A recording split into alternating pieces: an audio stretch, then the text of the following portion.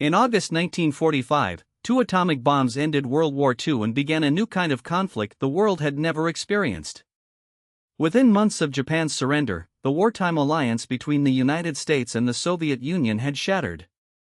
Two superpowers now faced each other across a devastated world, each possessing weapons capable of ending civilization itself, each convinced the other intended exactly that. The Cold War, the ideological, economic, military, and psychological struggle between American capitalism and Soviet communism would last 46 years and shape virtually every major event on the planet. The conflict's architecture was defined by nuclear deterrence, what strategists called mutual assured destruction, or MAD, an acronym that perfectly captured its logic. Both sides understood that a nuclear first strike would trigger a retaliatory strike, leaving both destroyed. So neither struck. Instead, they competed everywhere else, in proxy wars across the developing world, in space, in the Olympics, in the economies of client states, in intelligence operations, in propaganda, in scientific achievement.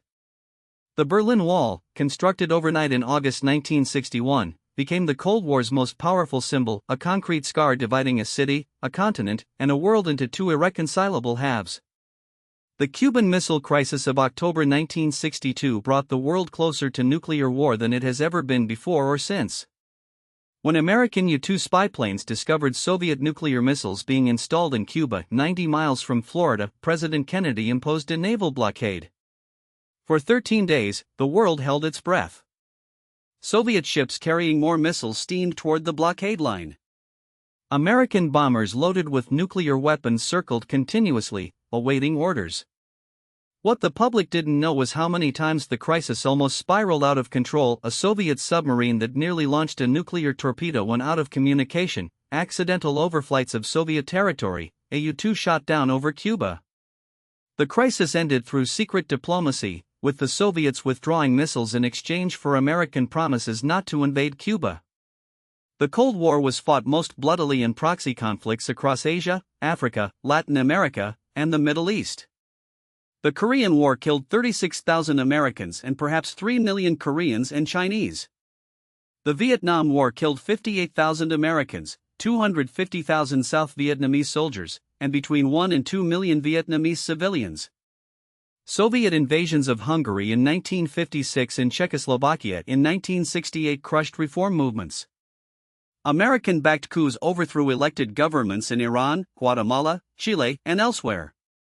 These conflicts were described as containment of communism, but for the populations caught in the middle, they were simply wars in which the two superpowers supplied weapons and advisors while avoiding direct confrontation with each other.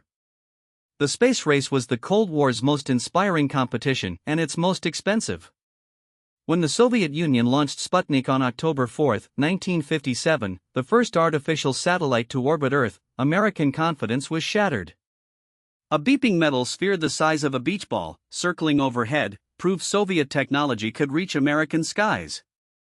The response was a crash program, NASA established in 1958, billions poured into science and engineering education, and eventually President Kennedy's audacious commitment in 1961 to land a man on the moon before the decade's end. On July 20, 1969, Neil Armstrong stepped onto the lunar surface. It was the ultimate Cold War trophy, and arguably the greatest human achievement ever.